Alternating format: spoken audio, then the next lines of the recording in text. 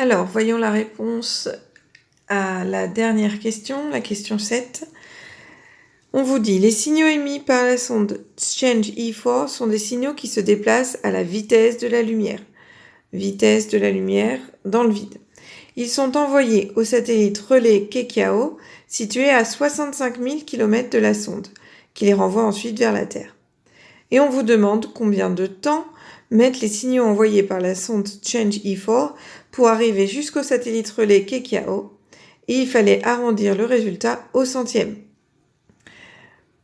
On évaluait ici 3 compétences différentes. La D2.1 qui nous permet de voir si vous apprenez votre cours, en gros. La compétence D4.1.2 qui nous permet de d'évaluer votre raisonnement. Et la compétence D4.1.5 qui nous permet d'évaluer votre capacité à faire des calculs. Alors voyons les réponses qui nous sont proposées. Alors, réponse A.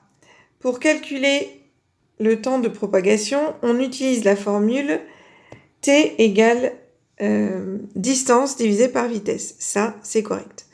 La vitesse de la lumière dans le vide est V égale 300 000 km par seconde. Ça aussi, c'est correct. Ensuite, on fait le calcul.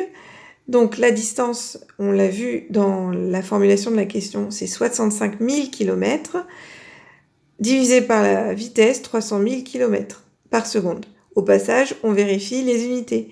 Ici, on a 65 000 km. En bas, on a 300 000 km par seconde. Les unités sont cohérentes. Et donc, on peut bien faire le calcul. Et on trouve, en arrondissant au centième, 0,22. Au centième, arrondir au centième, c'est laisser 2 chiffres après la virgule. Phrase de conclusion, les signaux envoyés par la sonde Change E4 mettent donc environ 0,22 secondes pour arriver jusqu'au satellite relais Kekiao.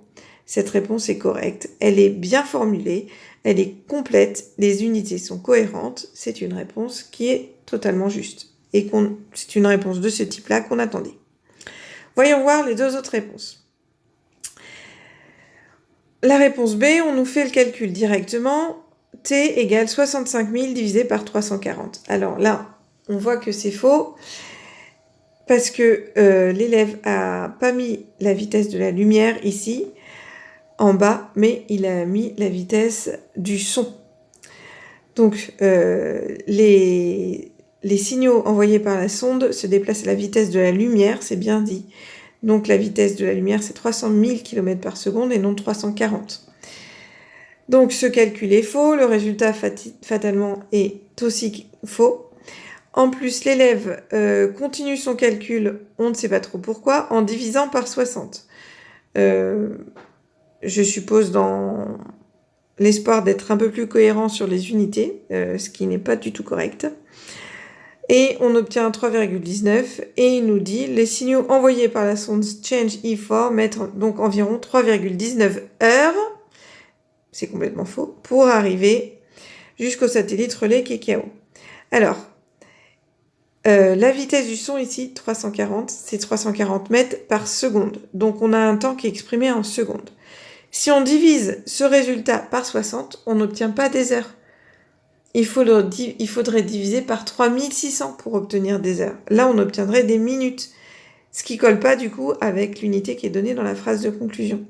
Donc cette réponse B est fausse à plusieurs niveaux, au niveau des unités et au niveau de la vitesse prise pour la vitesse des signaux envoyés par la sonde. La formule, toutefois, est correcte puisqu'on voulait utiliser la formule qui est notée ici dans la réponse A, T égale D sur V. C'est la formule correcte à employer. Alors, réponse C, on nous dit la vitesse de la lumière dans le vide est 300 millions de mètres par seconde. Ça, c'est correct.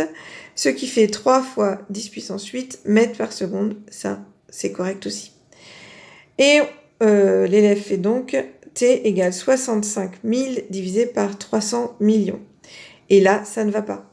Au niveau des unités, 65 000, ce sont des kilomètres. 300 millions, ce sont des mètres par seconde et non des kilomètres. Donc on ne peut pas faire ce calcul, les unités sont incohérentes. Si on fait ce calcul, on trouve bien ce résultat, mais là, de nouveau, ce résultat n'est pas arrondi au centième, puisqu'on a 5 chiffres après la virgule, au lieu de 2. L'élève, dans l'espoir d'arrondir un peu mieux, a enlevé 2 zéros. On ne sait pas trop pourquoi, mais on l'a vu dans certaines copies. Les signaux envoyés par la sonde Strange4 mettent donc environ 0,022 secondes pour arriver jusqu'à ce satellite relais Kekao.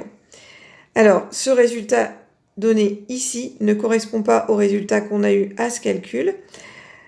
Encore une fois, on suppose que l'élève a voulu faire un arrondi, mais ça ne fonctionne pas du tout comme ça. Et donc, cette réponse est fausse. Là encore. Donc, ici, pour cette 7e question, c'est la réponse A qui est la réponse correcte que l'on attendait. Voilà, cette correction est terminée. J'espère que ça vous a servi. Bon courage à tous.